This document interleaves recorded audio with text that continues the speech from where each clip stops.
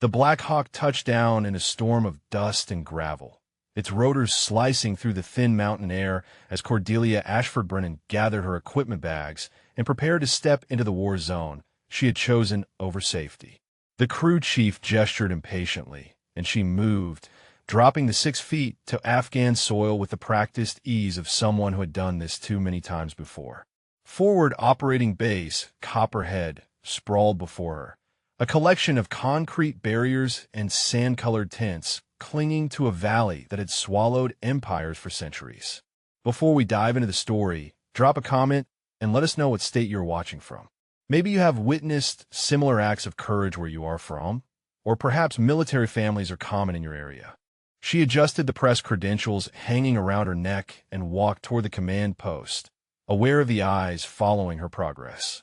A woman in civilian clothes carrying camera equipment was not a common sight at a remote firebase, and the ranger station here made no effort to hide their assessment. Some looked curious. Others looked annoyed. One staff sergeant standing near the motor pool stared at her with undisguised contempt. That would be Wade Hendricks. She had read his file during the helicopter ride, memorized the key players she would be working alongside for the next 3 weeks. Decorated combat veteran, 2 Bronze Stars, reputation for protecting his men with ferocious dedication. Also known for his absolute hatred of embedded journalists, whom he considered tourists playing at war while real soldiers died. He intercepted her before she reached the command post, stepping directly into her path with the casual authority of a man who owned this ground. "Ma'am," he said, and the word carried no respect whatsoever, "I need to see your authorization papers." She had them ready, of course. 3 weeks of preparation had taught her exactly what obstacles she would face, and Staff Sergeant Hendricks was merely the first. She handed over the documents without comment, watching his eyes scan the permissions signed by commanders far above his pay grade. "Pulitzer nominee," he read aloud, loud enough for nearby soldiers to hear. "Covered Syria and Ukraine." He looked up at her with cold assessment. "Ever been shot at, ma'am?" "Several times," she replied evenly. He handed back her papers with obvious reluctance. "Captain Okonkwo will brief you on operational security. You stay where we tell you, move when we tell you, and keep that camera out of faces unless you have permission. We clear?" "Crystal clear, Staff Sergeant." He turned and walked away without another word, but she heard what he muttered to the specialist beside him. "Another vulture here to watch us bleed." Cordelia let the words wash over her without reaction. She had heard worse in Aleppo, in Mariupol, in a dozen contested territories where journalists were viewed as somewhere between nuisance and target. What Hendricks did not know, what none of them knew, was that she understood their world far better than her press credentials suggested.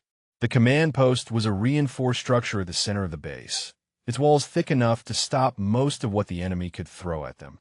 Inside, Captain Lucius Okonkwo stood over a tactical map with 2 lieutenants, discussing patrol routes in the low tones of men planning for violence. He looked up when she entered, and unlike Hendricks, his eyes held no hostility, only careful evaluation. "Miss Ashford Brennan," he said, extending his hand. "Welcome to Copperhead. I have read your work from Ukraine. The piece about the field hospital was exceptional." "Thank you, Captain. I try to show what soldiers actually experience rather than what people imagine they experience." He nodded slowly, studying her face as if looking for something beneath the surface. "My grandmother was a war correspondent," he said. "Nigerian Civil War. She told me once that the best reporters are the ones who understand that they are not separate from the story. They are part of it." Cordelia felt something shift in her chest at his words, a recognition she could not afford to acknowledge. "Your grandmother sounds like a wise woman." She was. She also carried a pistol and knew how to use it, though she never admitted that to her editors. Okonkwo smiled slightly. "I suspect you understand more about our work than you let on, Miss Ashford Brennan.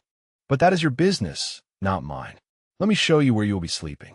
He led her through the base, past soldiers who paused their work to watch her pass, past weapon racks and ammunition stores, and all the machinery of organized violence.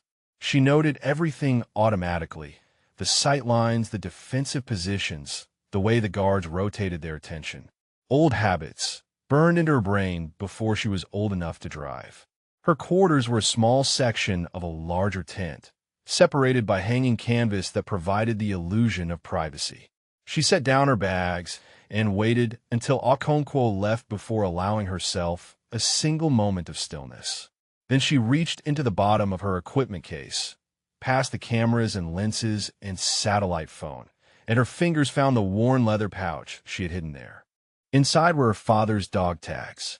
Master Sergeant Everett Brennan, the numbers worn smooth by decades of handling. She pressed the metal to her lips and closed her eyes, hearing his voice as clearly as if he stood beside her. Steady breath, Delia. Natural point of aim. Squeeze, do not pull. She had spent 20 years trying to escape his legacy. Now she sat in a firebase, surrounded by soldiers who would never know that she had outshot most of them before her 16th birthday. The irony was not lost on her.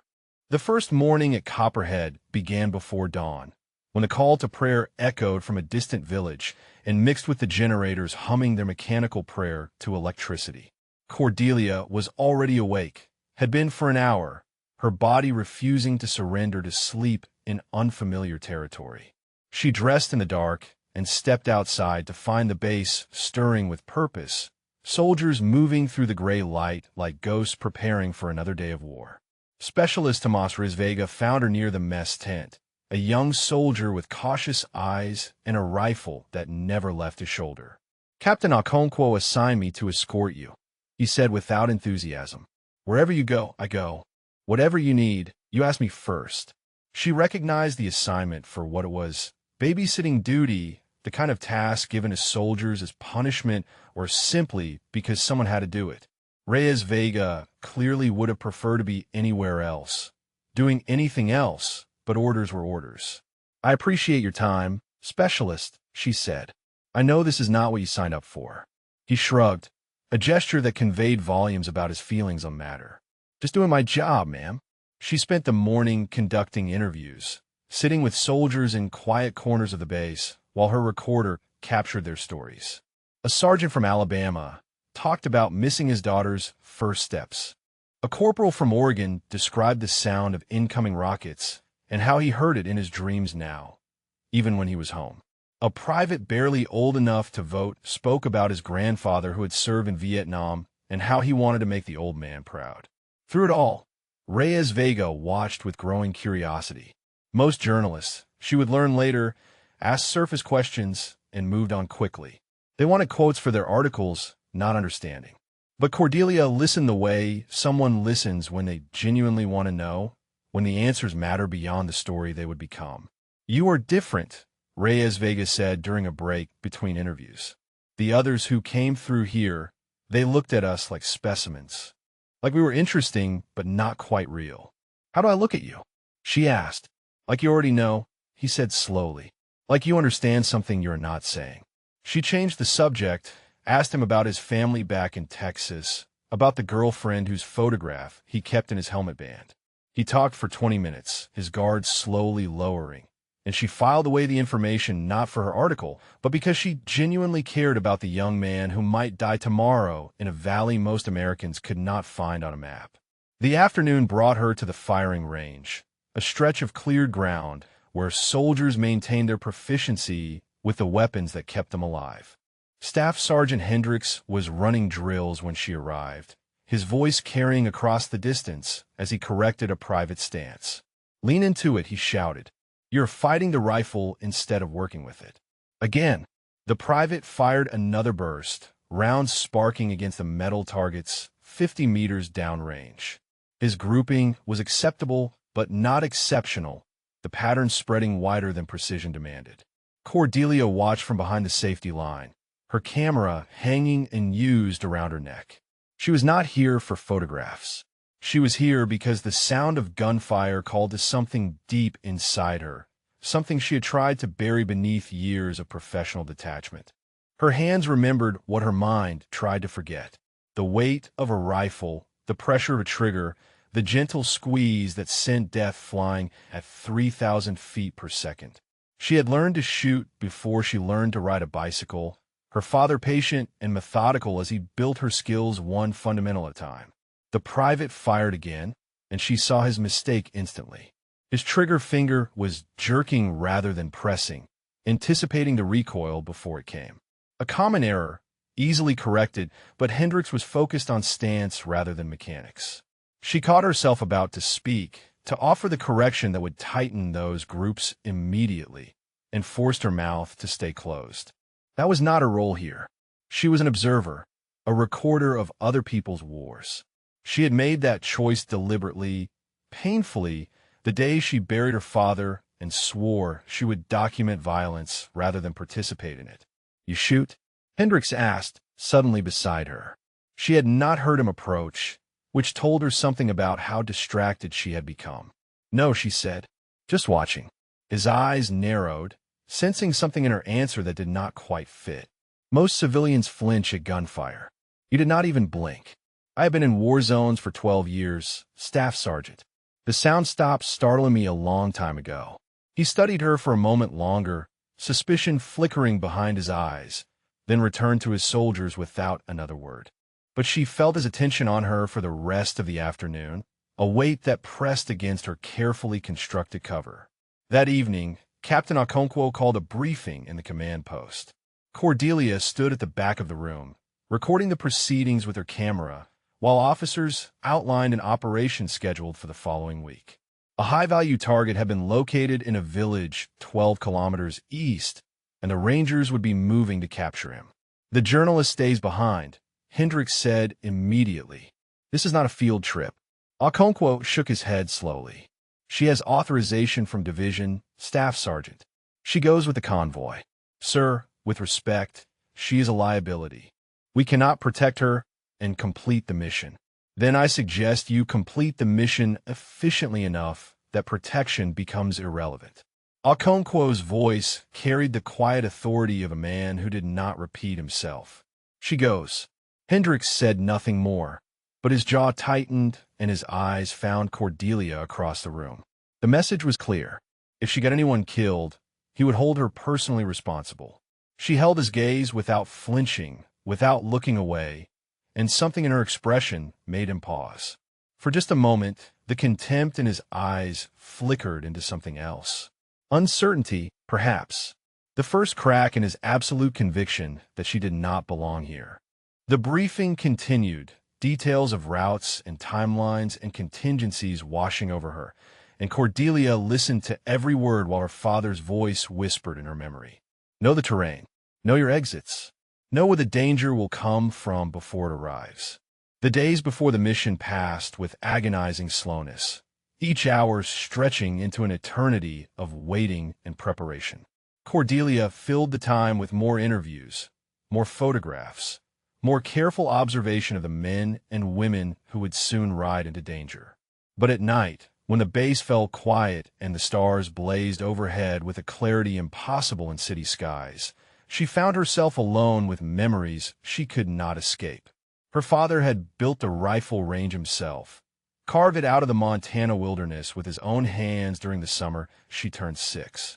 She remembered watching him work, his movements precise despite the tremors that had already begun in his hands, the first signs of what Agent Orange would eventually do to his body. "Come here, Delia," he had said on the day it was finished. Tommy learned something important. The rifle was too big for her, a bolt-action .22 that felt like it weighed more than she did. But he showed her how to hold it, how to breathe, how to find the stillness between heartbeats where the shot lived. "Shooting is not about strength," he told her. "It is about patience, about knowing yourself so well that the rifle becomes part of you. Do you understand?" She had not understood, not then. But she learned. Day after day, year after year, she learned until the rifle truly did feel like an extension of her own body. By 12, she was winning regional competitions. By 15, she had 3 national junior championships and scouts from the Army Marksmanship Program visiting their ranch with scholarship offers. Then her father's health collapsed, the chemicals he had absorbed in Vietnamese jungles finally claiming their due. She spent her 16th year watching him wither, watching the strongest man she had ever known reduced to a skeleton wrapped in paper skin. He died 3 days after her 17th birthday, and she buried her rifles with his memory. Almost. She had tried to walk away completely, had enrolled in journalism school, and thrown herself into a career that would let her witness war without waging it. But the skills he had given her refused to fade. Once a year, she drove to a remote range in Wyoming where no one knew her name and fire 100 rounds just to prove she still could. Just to hear his voice in her head one more time. A knock on the tent post pulled her back to the present. Sergeant First Class Miriam Dalton stood in the entrance, a woman with hard eyes and a harder reputation. The intelligence NCO had barely spoken to Cordelia since her arrival, maintaining professional distance from the embedded journalist. "Mind if I come in?" Dalton asked. "Of course not." Dalton settled onto an empty crate, studying Cordelia with the assessing gaze of someone trained to read people. "I'll look you up," she said. "Your work, I mean. The piece you did on female soldiers in combat roles was exceptional." "Thank you. It was important to tell those stories accurately." Dalton nodded slowly. "It is strange being a woman in spaces like this. You're always proving yourself, always aware that half the men around you are waiting for you to fail." She paused, choosing her next words carefully. "You seem to handle it well, like you have practice. 12 years of war zones teaches you how to manage," Cordelia replied. "Maybe." Dalton leaned forward slightly. "Or maybe you grew up in this world. I did some digging beyond your articles.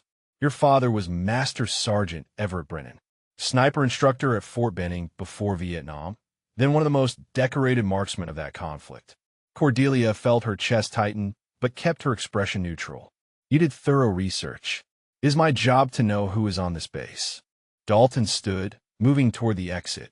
"Hendricks thinks you are a liability. Okonkwo thinks you are an asset.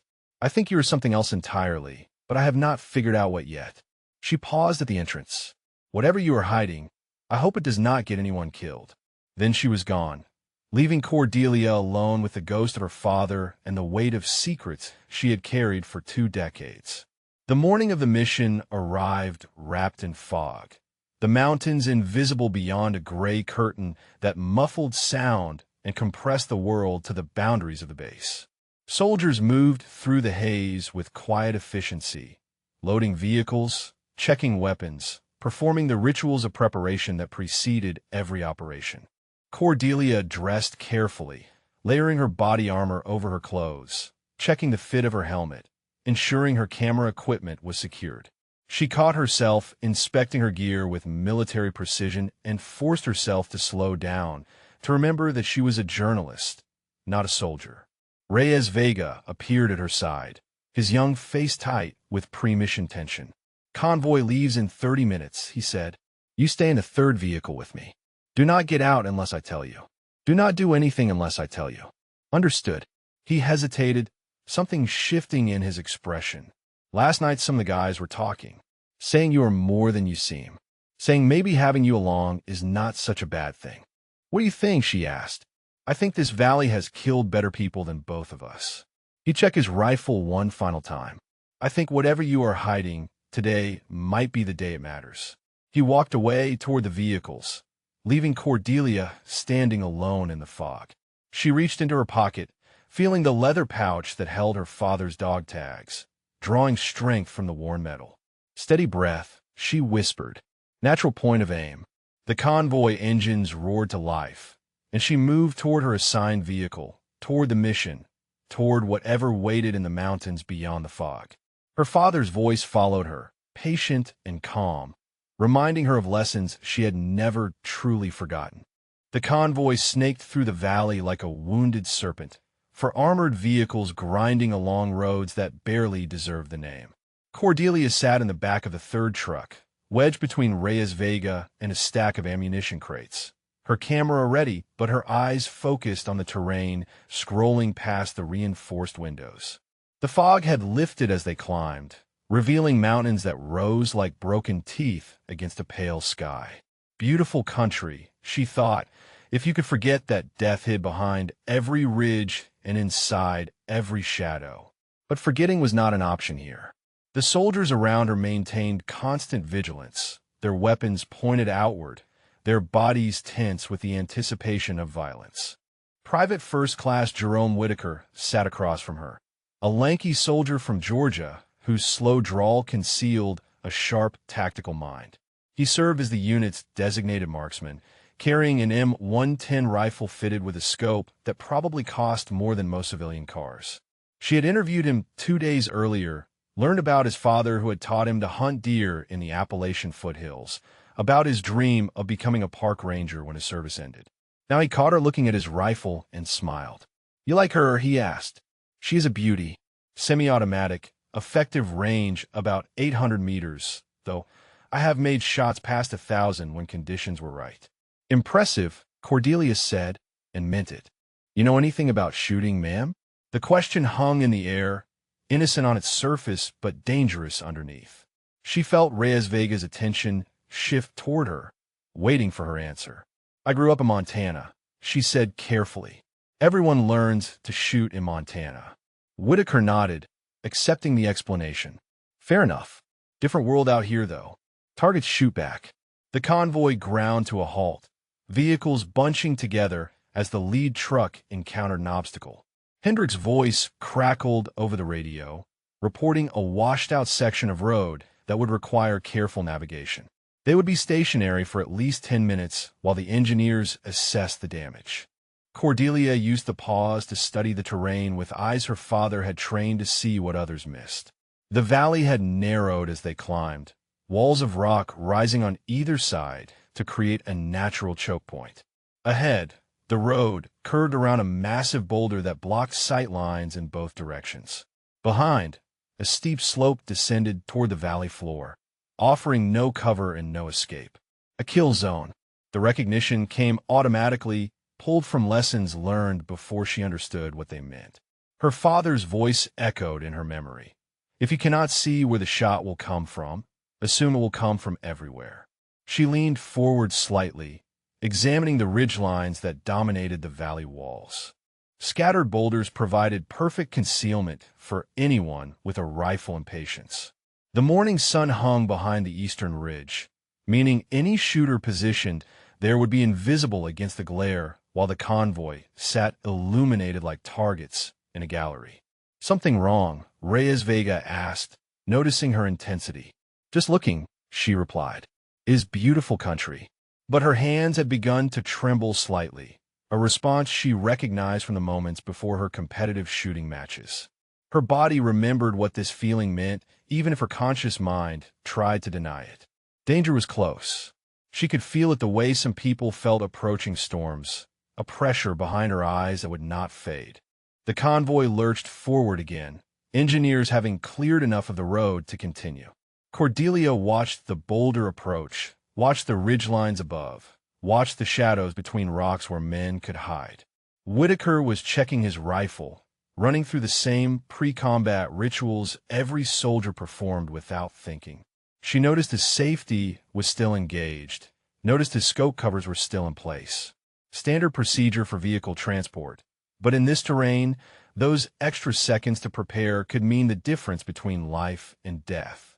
She almost said something, almost pointed out that the terrain screamed ambush, that the ridgelines offered perfect firing positions, that they should be ready for contact at any moment. But journalists did not give tactical advice. Journalists observed and recorded and stayed out of the way. So she stayed silent, her camera in her hands, her father's dog tags pressed against her chest beneath the body armor, and watched the boulder grow larger through the window. Reyes Vega was telling her about his sister's quinceañera, how he had missed it for this deployment but planned to throw her another party when he got home. His voice was calm, unworried, the voice of a young man who trusted his training and his brothers to keep him alive. She wanted to believe that trust was enough. She wanted to believe that her instincts were wrong, that the pressure behind her eyes was just stress and fatigue, that they would complete this mission and return to base without incident. But her father had taught her to trust what her body knew, and her body knew that something terrible was waiting just around that boulder. She tightened her grip on her camera and prepared to document whatever came next, even as every fiber of her being screamed that documentation would not be enough. The lead vehicle cleared the boulder and disappeared around the curve. 2 seconds later, the world exploded. The rocket-propelled grenade struck the lead vehicle with a sound like the earth splitting open. Metal screamed as the armored truck lifted off its wheels, twisting sideways before crashing onto its side in a cloud of dust and fire. Before the echo faded, the ridgelines erupted with muzzle flashes, dozens of them, a coordinated storm of gunfire pouring down into the kill zone from every direction.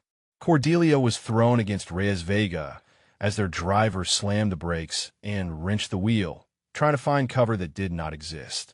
Bullets punched through the vehicle's skin, sparks flying as rounds ricocheted off armor, plating, and equipment. Someone was screaming over the radio, words lost in static and chaos. "Contact! Contact!" Hendricks was shouting from somewhere ahead. "Ambush left and right, elevated positions. Return fire." The soldiers around Cordelia responded with trained precision, throwing open doors and spilling out into the hellstorm. Reyes Vega grabbed her arm and pulled her down behind the vehicle's engine block, the only part of the truck that could reliably stop the heavy-caliber rounds raining down from above. "Stay here," he shouted directly into her ear. "Do not move." Then he was gone, adding his rifle to the desperate counterfire that crackled from behind every available piece of cover.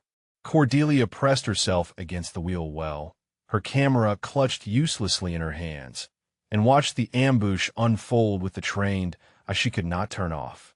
The enemy had planned this perfectly. At least 30 shooters occupied positions along both ridge lines, their firing lanes interlocking to create overlapping kill zones. The convoy was trapped between the wrecked lead vehicle and the steep slope behind them, with nowhere to run and limited cover. The Rangers were returning fire, but shooting uphill against concealed positions was nearly impossible. They were taking casualties. A soldier fell 3 meters from her position, clutching his shoulder where a round had found the gap in his armor. She moved without thinking, crawling toward him, pulling him back behind the vehicle while bullets kicked up dirt around them. His face was pale with shock, but the wound was survivable if he got medical attention soon. Whitaker had found a position behind a boulder, his M110 barking as he tried to suppress the enemy's shooters. But she could see his frustration, see him adjusting his scope again and again as his shots failed to find their marks. The angle was wrong, the sun was in his eyes, and the enemy knew exactly how to use the terrain against them. Then a bullet caught him in the leg, spinning him around and dropping him behind his boulder. His rifle clattered against the rocks as he fell, tumbling down the slight slope until it came to rest 5 meters from Cordelia's position. She stared at the weapon, her heart pounding against her ribs. The M110 lay there like an accusation, like a question she had spent 20 years refusing to answer. Around her, the firefight raged with no sign of stopping. More soldiers were falling. The enemy had the high ground, the numbers, and the initiative. "Medic!" someone was screaming. "We need a medic over here." Hendricks had taken cover behind the second vehicle, blood streaming from a wound on his forehead as he tried to coordinate the defense. His voice was steady despite the chaos, issuing orders that his men struggled to follow under the withering fire. But even he could not change the fundamental mathematics of the ambush. They were outgunned and outpositioned, and help was too far away to matter. A rocket streaked down from the eastern ridge, slamming into the fourth vehicle and sending it up in a fireball that washed heat across Cordelia's face. The explosion threw soldiers in every direction, their bodies tumbling like discarded toys. The screaming intensified, pain and fear mixing with the endless crack of gunfire. She pulled out her camera and began shooting photographs, her hands moving automatically through the motion she had performed in a dozen war zones. "Document everything," her training whispered. "Bear witness. That is your job." But her eyes kept drifting back to Whitaker's rifle, lying there in the dust, unused and waiting. Captain Okonkwo's voice cut through the chaos on the radio, calling for air support that would take 20 minutes to arrive. 20 minutes might as well be 20 years. At the rate they were taking casualties, there would be no one left to support. A soldier near the wrecked lead vehicle tried to reposition, and took 3 rounds to the chest, his body armor absorbing the first 2, but failing on the third. He dropped without a sound, his rifle falling beside him. Cordelia felt something cracking inside her, the wall she had built between who she was and who she used to be. Every shot from above was a hammer blow against that wall. Every fallen soldier another fracture in the barrier.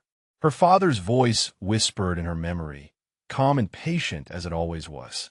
"There comes a moment when watching is no longer enough," he said, "when the only moral choice is to act." She pressed her back against the vehicle and stared at the rifle, and the rifle stared back, waiting for her to decide who she truly was. The minutes stretched into eternities, each second marked by gunfire and screaming and the dull thud of bullets striking metal and flesh. Cordelia remained pinned behind the overturned vehicle, her back pressed against the wheel well, watching the battle deteriorate through gaps in the wreckage. Hendricks had managed to pull 3 wounded soldiers into a depression near the road, forming a makeshift casualty collection point that offered minimal protection from the relentless fire. Blood pooled in the dust around them, mixing with oil leaking from destroyed vehicles to create a dark slick that reflected the mountain sun. His forehead wound had stopped bleeding, but his movements were slower now, the accumulated strain of command under fire taking its toll.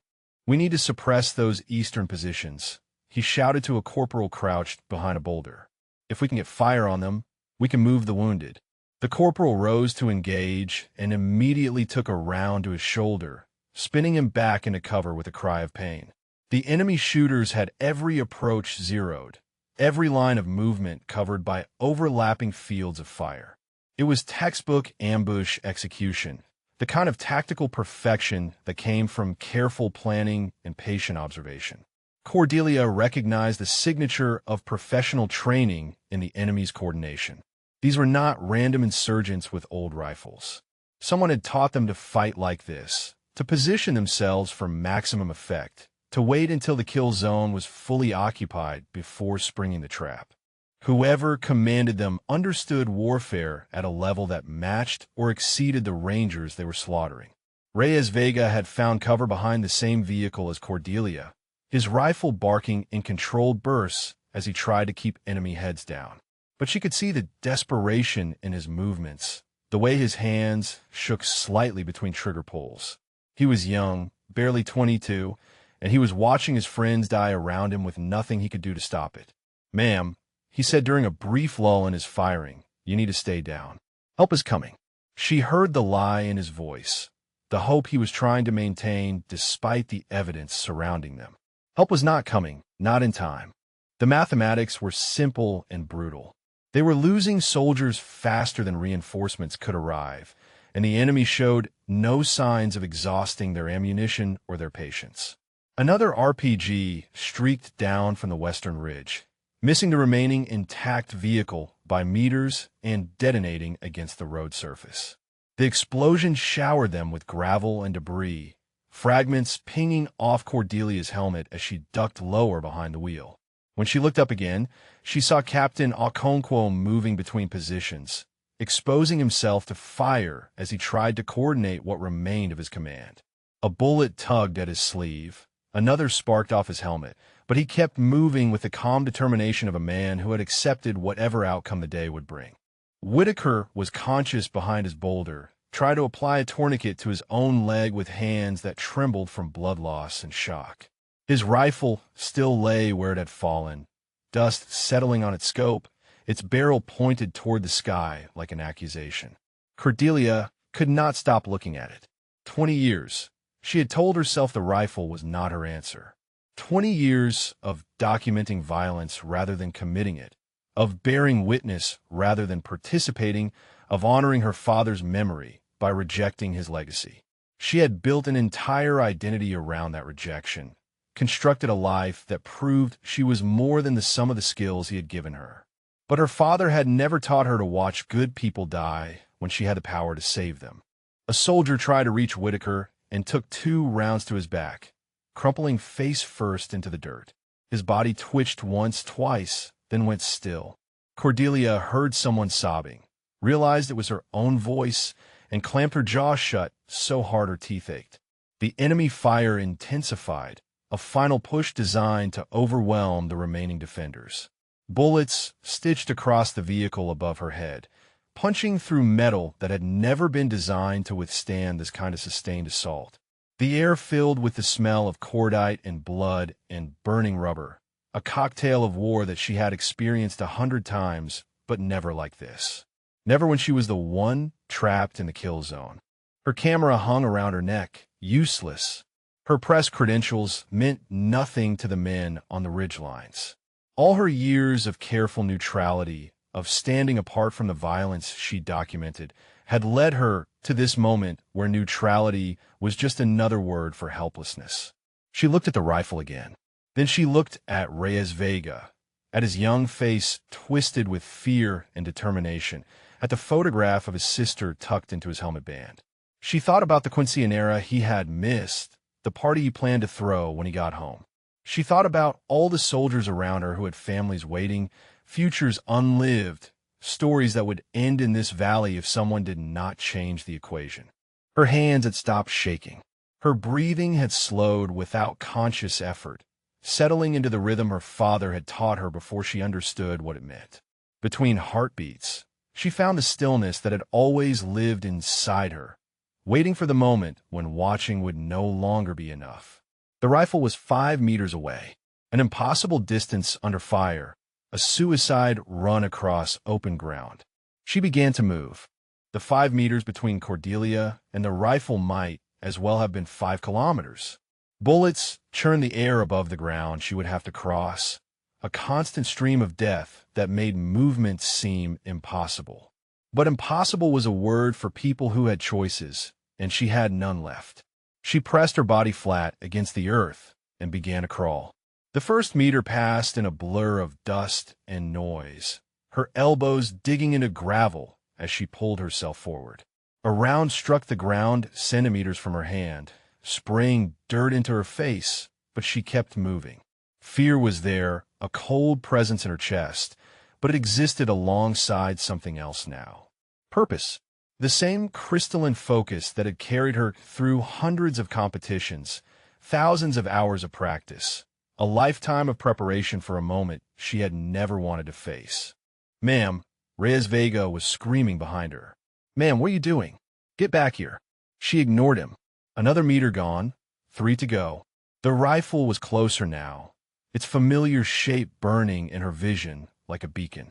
Her father had taught her on a weapon just like it, had spent countless hours explaining the mechanics of long-range precision shooting until she could recite them in her sleep. A bullet tugged at her pack. Another grazed the heel of her boot. But she was in the space between heartbeats now, the place where time stretched and fear faded and nothing existed except the next movement forward. 2 meters. 1 meter. Her fingers closed around the rifle stock. The weapon was warm from the sun, its weight achingly familiar as she pulled it toward her body. She rolled behind Whitaker's boulder in a single, fluid motion, pressing her back against the stone while she assessed what she had to work with. The M110 was loaded, a full magazine seated in the well. The scope was high quality, already zeroed for distance. Whitaker had maintained his equipment perfectly. She pulled back the charging handle and checked the chamber. A round was seated, ready to fire. She released the handle and felt it snap forward with the solid click of precision engineering. The journalist, Whitaker, gasped from beside her. His face was gray, his leg wrapped in a blood-soaked tourniquet, but his eyes were alert enough to register shock. "What are you doing?" Cordelia did not answer. She was already rising into a shooting position, her body flowing through movements it had never forgotten despite 2 decades of denial. Her left hand found the forward grip, her right wrapped around the pistol grip with her finger indexed along the receiver. She pressed her cheek against the stock and let her eye find the scope. The world narrowed to a circle of magnified clarity. The eastern ridge leaped into focus, every rock and shadow rendered in sharp detail. She scanned the terrain with methodical precision, searching for the muzzle flashes that marked enemy positions. There, a shooter behind a cluster of boulders, his rifle visible as he prepared to fire. She estimated the distance at 400 meters, adjusted for the uphill angle, accounted for the slight crosswind she could feel against her cheek. Steady breath. Natural point of aim. Squeeze, do not pull. Her father's voice was with her now, calm and patient as it had always been. She exhaled slowly, felt the crosshairs settle on the target, and pressed the trigger. The rifle kicked against her shoulder, a sensation so familiar it made her eyes sting with unexpected tears. The shooter on the ridge jerked once and went still. She worked the bolt and acquired the next target before the first body had finished falling. Around her, the firefight continued, but something had shifted. The Rangers were still pinned, still taking fire from multiple directions, but now there was a new element in the equation. Someone was shooting back with precision that matched the enemy's own. Second target, 350 meters, partially concealed behind a rock formation. She could see his rifle barrel protruding from cover, could track his position by the dust kicked up from his muzzle blasts. She adjusted her aim, accounted for the angle, and fired. The rifle barrel disappeared. Hendricks had noticed. She could feel his attention even through the chaos, could sense the confusion radiating from his position as he tried to understand what was happening. The journalist was shooting. The journalist was hitting targets that his trained soldiers could not reach. Third target, 420 meters, moving between positions. A harder shot, complicated by the target's motion and the irregular terrain. But her father had trained her on moving targets for years, had made her shoot at swinging pendulums and rolling balls until leading a moving object became as natural as breathing. She tracked the movement, calculated the lead, and fired. The target dropped mid-stride. Whitaker was staring at her with an expression that mixed pain with disbelief. "Who the hell are you?" he whispered. Cordelia worked the bolt again, her eyes never leaving the scope. "I am my father's daughter," she said, and searched for the fourth target. The fourth target was the most dangerous yet, a shooter positioned high on the western ridge with a clear line of fire into the heart of the kill zone. Cordelia watched him through her scope, studied the way he moved between shots, noted the patience and discipline that marked him as something more than a common fighter. This one had training. This one was directing the others. She adjusted for the extended range, nearly 500 meters now, and felt the calculations flow through her mind without conscious effort. Elevation, windage, the curve of the bullet as gravity pulled it earthward over distance. Her father had made her memorize ballistic tables before she was old enough to understand calculus, had drilled the mathematics of trajectory until they became instinct rather than thought. The commander on the ridge paused to issue orders, his head visible above the rock that sheltered him. A window of opportunity measured in fractions of seconds. She fired. The round crossed the distance in less than a heartbeat, and the commander's head snapped backward. His body crumpled behind the rock, invisible now, but undeniably still. The effect on the enemy fire was immediate. The coordinated volleys that had pinned the Rangers became ragged, uncertain. Shooters who had operated with mechanical precision now hesitated, confused by the loss of their leader and the sudden accuracy of the return fire. Cordelia did not pause to appreciate the shift. She was already hunting the fifth target, scanning the ridge lines with methodical intensity. There, a muzzle flash from a cluster of scrub brush, partially concealed but visible to eyes trained to find threats in cluttered terrain. She fired. The muzzle flash ceased. 6. A shooter repositioning along the eastern ridge, trying to find a new angle on the pinned soldiers. He moved quickly, professionally, but not quickly enough. Her round caught him mid-stride, and he tumbled down the rocky slope in a cascade of dust and limbs. 7. 8. Each shot precise, each target eliminated with the cold efficiency of someone performing a task they had practiced 10,000 times. She was not thinking anymore, not in any conscious sense. Her body had taken over, muscle memory guiding each movement while her mind floated in the still space between heartbeats. The Rangers had begun to notice. Soldiers who had been pinned behind cover were now able to move, to reach wounded comrades, to reposition for better firing angles. The impossible mathematics of the ambush had changed, the equation rebalanced by a variable no one had anticipated. Hendricks' voice cut through the radio chatter, sharp with disbelief. "Who has eyes on our sniper? Where is that fire coming from?" Cordelia heard Reyes Vega respond, his voice cracking with emotion. "It is the journalist, Staff Sergeant. The journalist is shooting." A moment of silence on the radio, static filling the space where words should have been. Then Hendricks spoke again, and this time his voice carried something it had never held before when addressing her. "Keep her covered. Give her whatever she needs." The ninth target was trying to retreat, scrambling backward along the ridge toward an escape route that would take him out of the kill zone. Part of her understood that a fleeing enemy was a diminished threat, that letting him go would not endanger the soldiers below. But another part remembered her father's lessons about incomplete victories, about enemies who escaped to fight again another day. She tracked his movement, led his scrambling form by the appropriate distance, and fired. He fell and did not rise. 10. A shooter on the western ridge who had frozen in place, suddenly aware that movement meant death. He was young. She could see through the scope, barely more than a boy with a rifle too large for his frame. For a fraction of a second, her finger hesitated on the trigger. Then she saw him raise his weapon toward the soldiers below, saw his intent written in the tension of his shoulders, and the hesitation ended. The rifle kicked, and the boy joined the others. Her magazine was running low. She dropped it with practiced efficiency, reached for Whitaker's ammunition pouch, and slapped a fresh magazine into the well. The bolts cycled forward, chambering another round, and she was back in her scope before the empty magazine finished clattering against the rocks. The 11th target found her before she found him. A round struck the boulder centimeters from her head, showering her with stone fragments that sliced her cheek and forehead. She felt the warm trickle of blood, but did not flinch, did not pull away from her scope. The muzzle flash had given away his position, a mistake that would cost him everything. She adjusted her aim, ignoring the sting of her wounds, and centered the crosshairs on the shadow that had tried to kill her. Steady breath. Natural point of aim. She fired. 11 shots. 11 targets.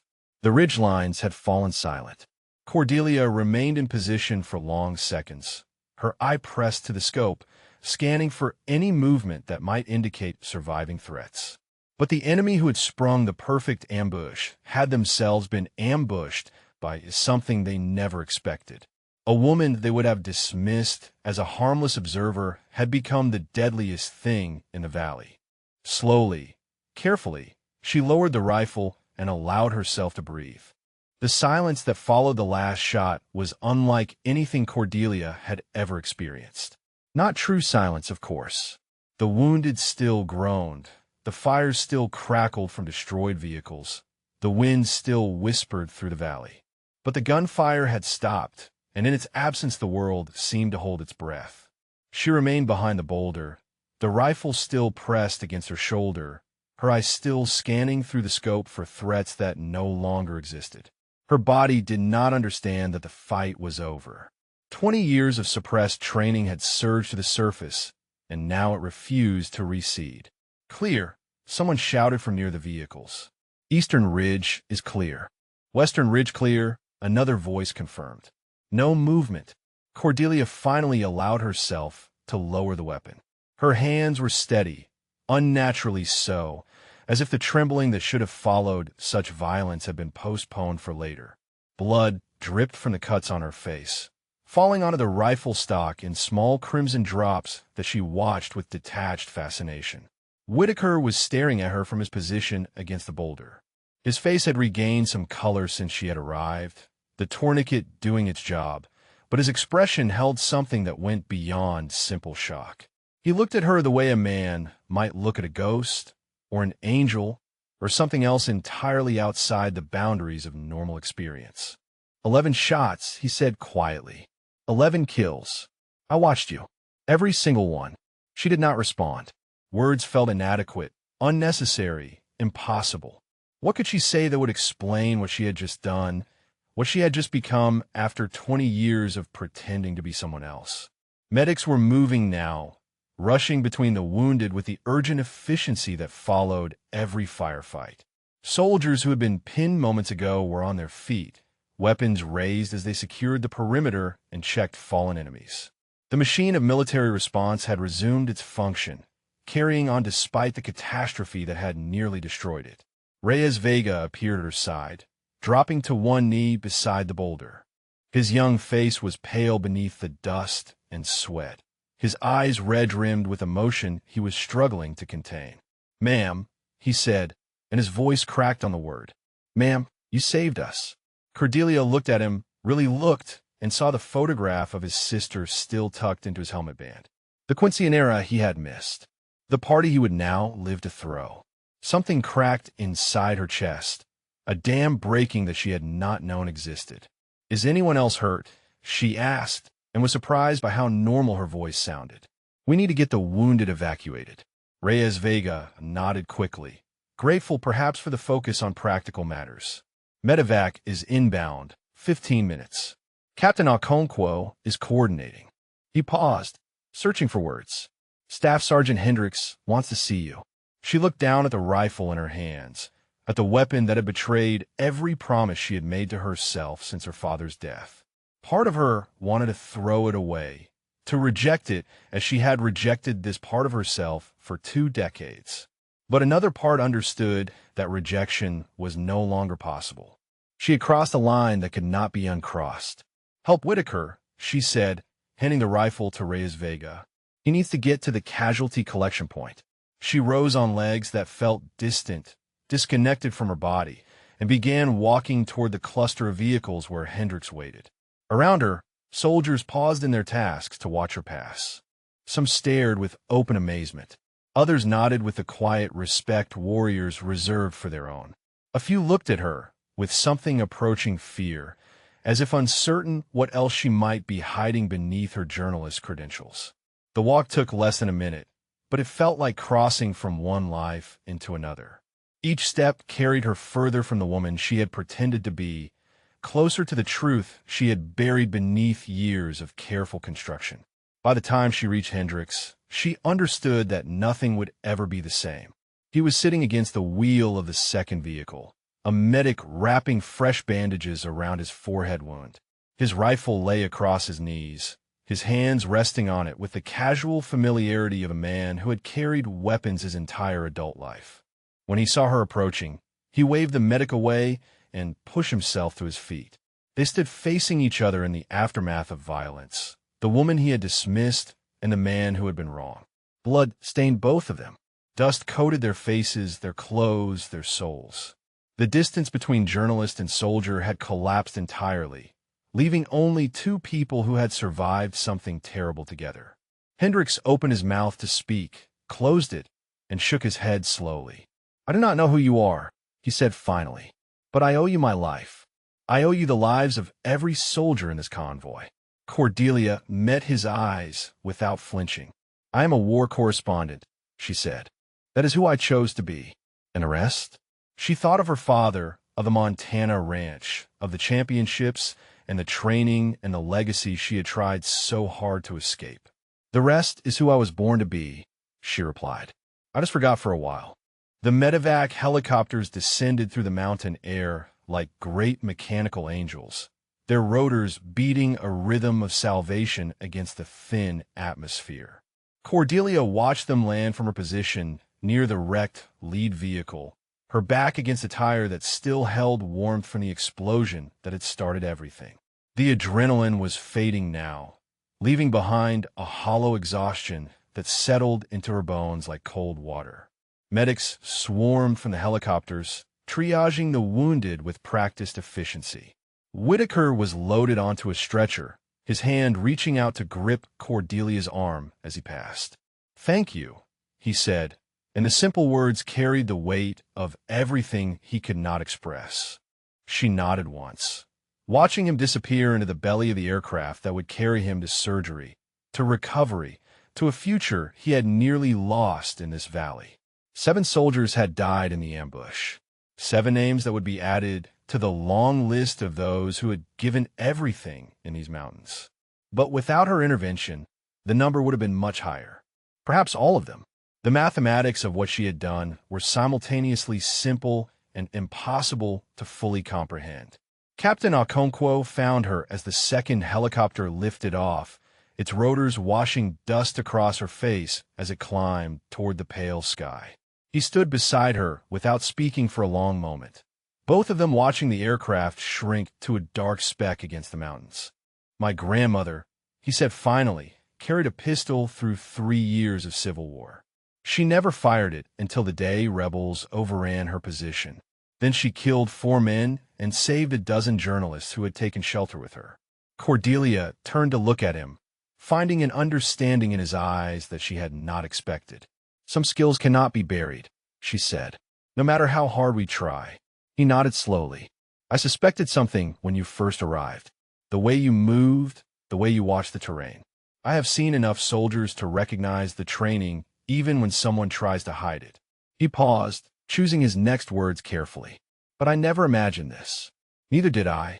He reached into his pocket and produced a small notebook, the kind officers use for field notes and quick references. I need to document what happened here for my report. 11 confirmed kills, all from a position behind that boulder. He gestured toward where she had fought, at ranges between 300 and 500 meters, under fire, with wounded around you and no support. It sounds impossible when you say it like that, she replied. It sounds impossible because it is impossible, or should be. Okonkwo tucked the notebook away and faced her directly. I have marksmen with years of training who could not have done what you did today. I need to know who taught you. The question hung in the air between them, a doorway into the past she had kept locked for 2 decades. She could refuse to answer, could hide behind her press credentials and claim privacy. But something had changed in that valley, something fundamental that made hiding feel like another form of dishonesty. My father was Master Sergeant Everett Brennan, she said, sniper instructor at Fort Benning, then Vietnam. He started teaching me when I was 6 years old. Okonkwo's eyebrows rose slightly. Brennan. I studied his methods at the academy. He revolutionized the way we train long-distance shooters. His daughter was a championship-level marksman who disappeared from competition around 1995. She looked away toward the ridgelines that had fallen silent. His daughter watched him die from Agent Orange poisoning when she was 17. Then she buried his rifles and swore she would never touch one again. Until today. Until today. The admission cost her something, a piece of the identity she had constructed so carefully over the years. Cordelia Ashford Brennan, Pulitzer-nominated journalist, observer of wars, documenter of human tragedy. That woman had never killed anyone, had never felt a trigger break beneath her finger or watched a target fall through a rifle scope. That woman had been a comfortable fiction, and the fiction had ended on a mountain road in Afghanistan. Okonkwo seemed to sense the weight of what she was processing. For what it is worth, he said quietly, your father would be proud of what you did today. Not because you killed, but because you chose to act when action was the only moral option. She felt tears building behind her eyes, the first cracks in the emotional dam she had maintained throughout the firefight and its aftermath. He would say that shooting is not about violence. It is about protection, about using a skill to preserve what matters. Then he taught you well. Okonkwo placed a hand briefly on her shoulder, a gesture of solidarity from one warrior to another. The convoy will be moving again in an hour. The mission is scrubbed, but we need to get back to Copperhead before nightfall. He walked away to supervise the recovery operations, leaving Cordelia alone with the ghosts of 11 men she had killed and the ghost of the father who had made her capable of killing them. She reached in her pocket and pulled out his dog tags, holding them in her blood-stained palm. The metal was warm from her body heat, worn smooth from decades of handling. She pressed them to her lips, tasting salt and dust, and something that might have been grief or gratitude or both. I understand now, she whispered to the mountains and the wind and the memory of a man who had been dead for 20 years. I finally understand. The convoy limped back to forward operating base Copperhead as the sun descended toward the western peaks, painting the mountains in shades of gold and crimson that seemed obscene after the violence of the day. 2 vehicles remained operational, carrying the survivors and the bodies of those who had not survived. Cordelia rode in silence, her camera bag at her feet, her hands folded in her lap where the blood had dried to rust-colored stains. No one spoke during the journey. The soldiers around her processed the ambush in their own ways, some staring at nothing, others gripping their weapons with white-knuckled intensity. Reyes Vega sat across from her, his eyes finding her face periodically as if confirming she was real, as if the journalist who had saved them might vanish like a fever dream. The base appeared through the windshield as the last light faded, its lights glowing against the gathering darkness like a constellation that had fallen to earth. The guards at the gate stared as the battered convoy passed, word already spreading through the firebase about what had happened in the valley. By the time the vehicles stopped in the motor pool, a crowd had gathered. Cordelia stepped out into the cool evening air and felt the weight of their attention immediately. Soldiers she had interviewed, soldiers she had never met, officers and enlisted alike, all watching the journalist who had done the impossible. Some faces held respect. Others held curiosity. A few held something she could not quite identify, a wariness perhaps, an uncertainty about what she represented. Sergeant First Class Dalton pushed through the crowd and stopped directly in front of her. The intelligence NCO studied Cordelia with those sharp, assessing eyes, taking in the blood on her face, the dust in her hair, the emptiness in her expression. "I said you were hiding something," Dalton said quietly. "I did not imagine it was this." "Neither did I," Cordelia replied. "Not until I had to." Dalton nodded slowly, something shifting in her expression that might have been respect. "The story will get out. You know that. A journalist with your skills, killing 11 enemy fighters in a single engagement. That is not the kind of thing that stays quiet." "I know. What will you do?" The question cut to the heart of everything Cordelia had been avoiding since the ambush ended. Her cover was blown, not just her hidden identity, but her carefully constructed sense of self. She could not go back to being the detached observer she had pretended to be for 20 years. That woman had died on a mountain road, replaced by someone she was still struggling to understand. "I do not know yet," she admitted. "I need time to figure out who I am now." Dalton surprised her with a brief, tight smile. "In my experience, that kind of figuring happens by doing, not by thinking." She stepped aside, gesturing toward the command post. "Captain Okonkwo wants to see you. There are reports to file, and Division is already asking questions." The next hours blurred together in a haze of debriefings and documentation. Cordelia sat in the command post answering questions from officers who looked at her with expressions ranging from disbelief to admiration. She described the ambush, her decision to retrieve the rifle, the 11 shots that had turned the battle. Each telling made it feel simultaneously more real and more surreal, a story about someone else that had somehow happened to her.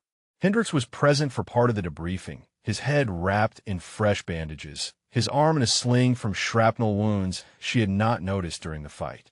He said little, but his eyes never left her face, and when the formal questions ended, he approached her with a hesitation that seemed foreign to his nature. "I treated you badly," he said without preamble. "From the moment you arrived, I assumed you were a liability, a tourist playing at war." "You are not entirely wrong," Cordelia replied. "I was hiding from myself as much as from anyone else." He shook his head firmly. "No, I was wrong. I looked at you and saw what I expected to see, not what was actually there. That is a failure of leadership, and it nearly got my people killed." The admission clearly cost him, pride giving way to honesty in a manner she suspected was rare for the staff sergeant. She could have let him suffer in his guilt, could have accepted his contrition as her due. But something in her, perhaps the part that had watched her father teach young soldiers with patience and grace, would not allow it. "You did not know," she said. "I spent 20 years making sure no one would know. The failure was not in your assumptions. It was in my deception." Hendricks studied her for a long moment, then extended his hand. "Whatever you were before, whatever you are now, you are welcome in my unit any time. I mean that.